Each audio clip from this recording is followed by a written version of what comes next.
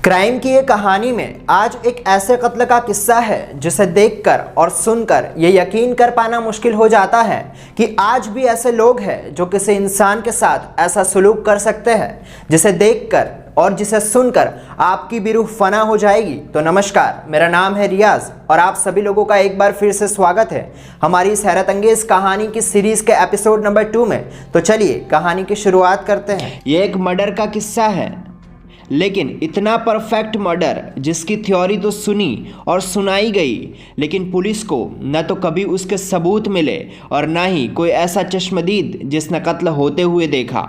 कत्ल का ये किस्सा सिंगापुर का है। करीब 38 साल पहले ये कहानी वजूद में आई। सिंगापुर में एक परिवार था जिसका मुखिया था अयाकन्नो मरियामुथु। साल 1983 में अयाकन्नो की उम्र करीब 34 ईयर्स थी। अयाकन्नो और उसकी पत्नी नगराता वैली रमैया और उनके 3 बच्चे, पूरा परिवार हंसी खुशी सिंगापुर में रहता था। अयाकन्नो चर्च में केयरटेकर की नौकरी करता था और उसकी तनख्वाह से ही घर का गुजर बसर हो जाता था। 18 दिसंबर 1983 को नगराता सिंगापुर के चेंगी मैरेन माउंटेन रोड के पुलिस स्टेशन पर पहुंचती है और पुलिस से अपने पति अयाकन्नो के गुमशुदा होने की रिपोर्ट दर्ज करवाती है। पुलिस में लिखी शिकायत के मुताबिक अयाकन्नो पिछले 6 रोज से लापता है। हालांकि पुलिस चौंकती है कि जो शख्स 6 दिन से लापता है उसके बारे में अब रिपोर्ट क्यों लिखवाई जा रही है, मगर नगराता पुलिस को बताती है कि कई बार वो 1-2 दिन के लिए चले जाते हैं, मगर इस बार 6 दिन के इंतज़ार के बाद भी वो नहीं लौटे। तो मुझे फिक्र हुई, लिहाजा उनकी गुमशुदगी की रिपोर्ट लिखाना चाहती हूँ।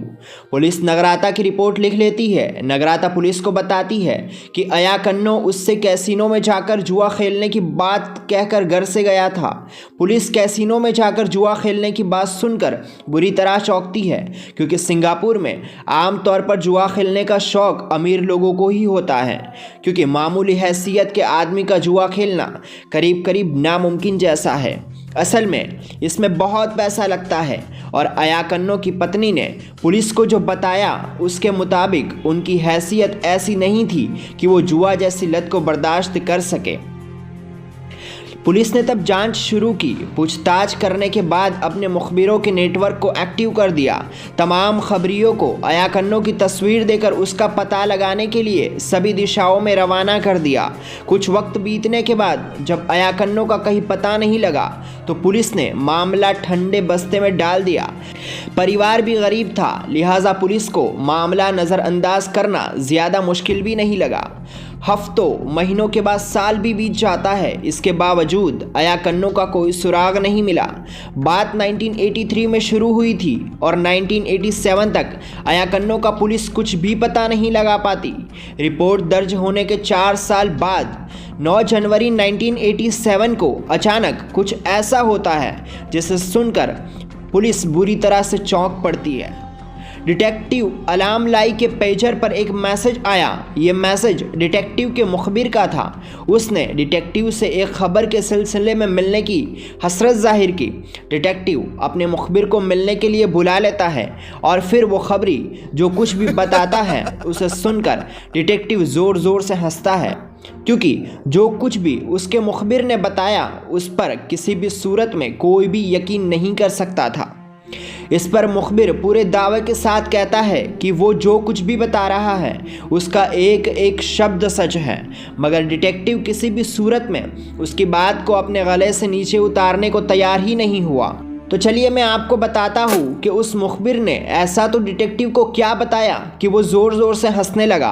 उस मुखबिर ने डिटेक्टिव को बताया था कि 1983 में अयाकन्नो का कत्ल किया गया था और ये बात उसके सूत्र ने ही उसे पुख्ता तौर पर बताई थी और कत्ल 3 लोगों ने मिलकर किया। यहाँ तक तो सब ठीक था, लेकिन जिसे डिटेक्टिव को मानने में कोई एतराज़ नहीं था, लेकिन इसके बाद जो कुछ भी बताया उसे सुनकर डिटेक्टिव के लिए यकीन करना मुश्किल हो गया। असल में मुखबिर के मुताबिक कत्ल करने के बाद कातिलों ने उसकी लाश को किसी के हाथ न लगने की गरज पर उसके टुकड़े किए और फिर शरीर की तमाम हड्डियों को इकट्ठा करके उन्हें शहर के अलग अलग हिस्सों में फेंक दिया, लेकिन अयाकन्नों के गोश्त के छोटे छोटे बारीक पीसीस बनाकर उन्हें सब्जी में मिलाकर इंसानी गोश्त को पका दिया, यानी इंसानी मांस की करी बना दी। फिर चावल के साथ उसे एक पैकेट में पैक किया और अपने तमाम पड़ोसियों में उस रोज़ की खास डिश कहकर बंटवा दिया। पड़ोसियों ने मुफ्त में मिले इस खाने को बड़े ही जायके के साथ खा भी लिया। जाहिर है मुखबिर की बताई इस बात को सुनकर डिटेक्टिव के लिए उसे पचा पाना नामुमकिन था। उधर मुखबिर अपनी बात पर अड़ा हुआ था, दावा यही कि उसकी एक भी लाइन और एक भी शब्द गलत नहीं है। डिटेक्टिव मुखबिर की बात को सुनने के बाद सीधे सिंगापुर के सीआईडी के दफ्तर में पहुंचता है और वहां अपने अफसरों को मुखबिर की बताई बात बताने लगता है। मुखबिर की बात सुनकर जो हाल डिटेक्टिव का हुआ था, वही हाल डिटेक्टिव की बात सुनकर उसके अफसरों का हुआ। उन्होंने भी इस बात को गले से उतारने से इनकार कर दिया, लेकिन डिटेक्टिव के जोर देने पर उसके अफसरों ने इस बात की इजाज़त दे दी कि तमाम काम के बीच वो इस केस की तफ्तीश भी जारी रख सकता है, लेकिन उसकी हफ्तावार रिपोर्ट उसे अपने अफसरों को देते रहनी पड़ेगी। डिटेक्टिव अलामलाई अपने अफसरों के पास से तो लौट आया, लेकिन उसे समझ में आने लगा कि उसके अफसरों को इस कहानी पर कोई दिलचस्पी नहीं है, लेकिन वो अब अपने मुखबिर की बात को नज़रअंदाज करने के मूड में कतई नहीं था। लिहाजा वो तफ्तीश में लग जाता है। तब उस डिटेक्टिव ने अयाकन्नों से जुड़ी जानकारी और मुखबिर की बताई गई बातों का मिलान किया ताकि केस की दिशा सही रह सके। डिटेक्टिव ने सबसे पहला काम ये किया कि उसने 1983 दिसंबर में गायब हुए लोगों की रिपोर्ट सिंगापुर के अलग अलग थानों से तलब की। कई दिन कई थानों की रिपोर्ट खंगालने के बाद जब डिटेक्टिव को कोई कामयाबी नहीं मिलती, तब वो Changi marine mountain road police station पहुंचता है। वहां पहुंचकर वो 1983 में लापता हुए लोगों की लिस्ट मांगता है। डिटेक्टिव को इस थाने में कामयाबी मिलती है और उसे वो रिपोर्ट मिल जाती है। वो नगराता ने 18 दिसंबर 1983 को लिखवाई थी, जिसमें उसने अपने शौहर की गुमशुदगी की रिपोर्ट लिखवाई थी। डिटेक्टिव इन तमाम जानकारियों को सामने देखकर चौंक पड़ता है, क्योंकि उसे अब लगने लगता है कि उसे उसके मुखबिर ने जो कुछ भी बताया था वो शायद सब कुछ सही था। अब डिटेक्टिव एक बार फिर अपने अफसरों के पास पहुंचा और उन्हें अब तक की तफ्तीश की रिपोर्ट तो दी, साथ ही कामयाबी का पूरा किस्सा भी बता दिया।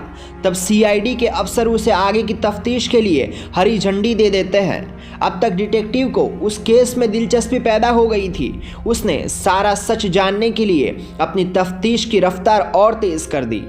अगले 2-3 महीनों के दौरान वो डिटेक्टिव एक केस से ताल्लुक़ रखने वाले करीब 30 लोगों से पूछताछ करता, जिसमें खुद अयाकन्नों की बीवी नगराता भी शामिल थी।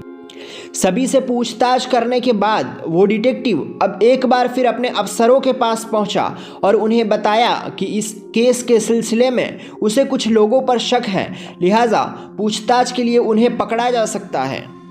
डिटेक्टिव के मुताबिक शक के दायरे में खुद अयाकन्नों की बीवी नगराता भी है और साथ में हैं उसके तीनों भाई और उसके अलावा 2 ऐसे लोग जिनका उनके परिवार से कोई लेना देना नहीं था।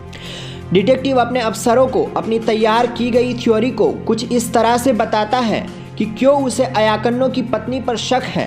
डिटेक्टिव के मुताबिक अयाकन्नों की पत्नी की कई बातें शक पैदा करने की वजह देती है, ख़ास तौर पर उसके लापता होने के बाद 6 दिन के बाद रिपोर्ट लिखाना या फिर अयाकन्नों को जुआ खेलने के लिए जाने की बात कहना पूरी तरह से सच नहीं है।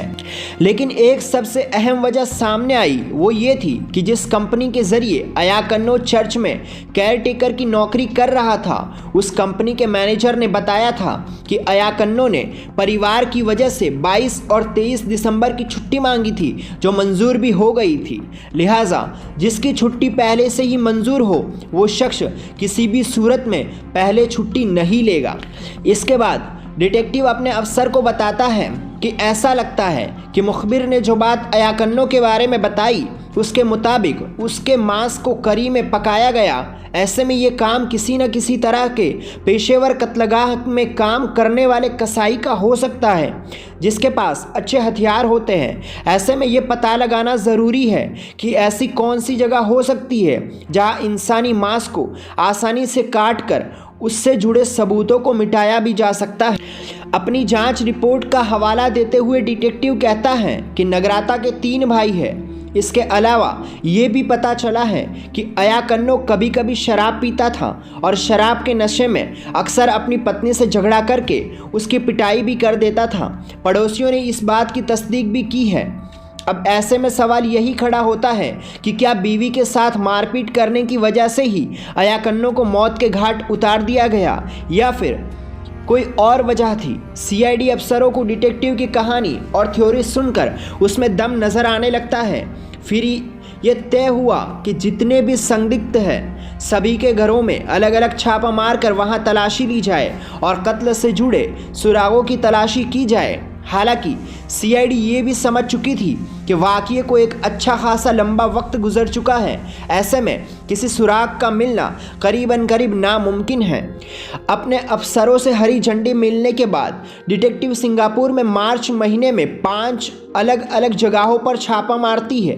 अयाकन्नो का घर, अयाकानो की पत्नी के 3 भाइयों का घर, नगराता की मां का घर और चर्च के सामने मौजूद एक मटन शॉप का ठिकाना। इन जगहों पर छापा मारने के बाद सीआईडी की टीम 8 लोगों को हिरासत में ले लेती है। अयाकन्नो की पत्नी नगराता, नगराता के 3 भाई और उनकी पत्नियां और नगराता की मां। फिर इन सब से डिटेक्टिव पूछताछ करता है। सबसे हैरानी की बात यह है कि पूछताछ के दौरान सभी 8 के 8 खुद को इस मामले से दूर ही रखते हैं और एक ही तरह का जवाब देते हैं कि उन्हें अयाकन्नो के लापता होने की कोई बात का पता नहीं था। तब सीआईडी को महसूस हुआ कि उसके पास इन लोगों को ज़्यादा दिनों तक अपनी हिरासत में रखने की कोई वजह नहीं, क्योंकि सभी ने उस गुनाह से अपना पल्ला सीधे तौर पर झाड़ लिया था। जाहिर है सीआईडी के पास ऐसा एक भी सबूत नहीं था जो कत्ल के इस केस को कोर्ट में साबित कर सके। जिसके बाद पुलिस पूछताछ करती रही, तभी पुलिस को फिर कामयाबी मिल ही जाती है, क्योंकि 8 में से 1 ने पुलिस की मार और पूछताछ में ये बात कबूल कर ली कि कत्ल हुआ और कत्ल किया भी गया।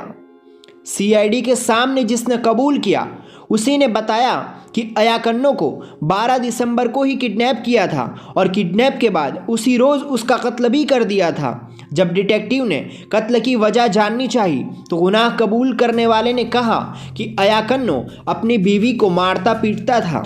ये बात नगराता ने अपने 3 भाइयों को बता रखी थी और वो भी अक्सर अयाकन्नो पर गुस्सा करते ही रहते थे और उसी वजह से बदला लेने की गरज से 12 दिसंबर को उसे अगवा किया और फिर उसका कत्ल कर दिया।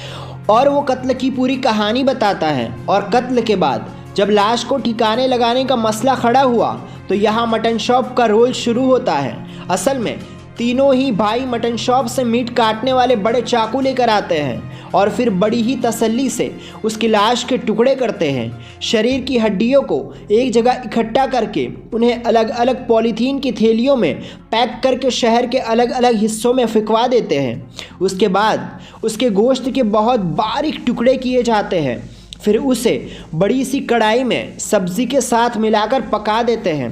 फिर चावल पकाकर खाने के छोटे छोटे पैकेट बनाए गए और करी और चावल को उसमें पैक करके सारे पड़ोसियों की दावत कर दी। ये कहानी सुनने के बाद डिटेक्टिव को एक बड़ी कामयाबी तो मिल ही गई।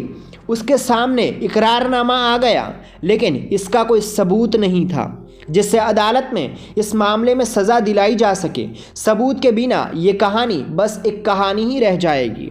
इस बयान के आधार पर पुलिस अगले 4-5 महीनों तक तफ्तीश करती है और 6 जून 1987 को उन सभी आरोपियों को अदालत में पहली बार पेश किया गया। पुलिस ने अपनी चार्जशीट में नगराता के 3 भाइयों को मुख्य कातिल ठहराया, जबकि बाकी लोगों को सबूत मिटाने का दोषी बताया गया। अदालत की कार्रवाई शुरू हुई और दोनों तरफ की बहस और कहानी सुनने के बाद जब अदालत ने सबूत मांगे तो सीआईडी के हाथ खाली थे, यानी कोई भी ऐसी चीज़ नहीं थी जिससे कत्ल की उस कहानी को साबित किया जा सके। लिहाजा सबूतों के अभाव में अदालत ने 8 को बरी कर दिया, लेकिन सीआईडी के अनुरोध पर अदालत में बाद में 5 लोगों को रिहा कर दिया, जबकि शक के आधार पर 3 लोगों को पुलिस हिरासत में रखने का ही हुक्म दे दिया।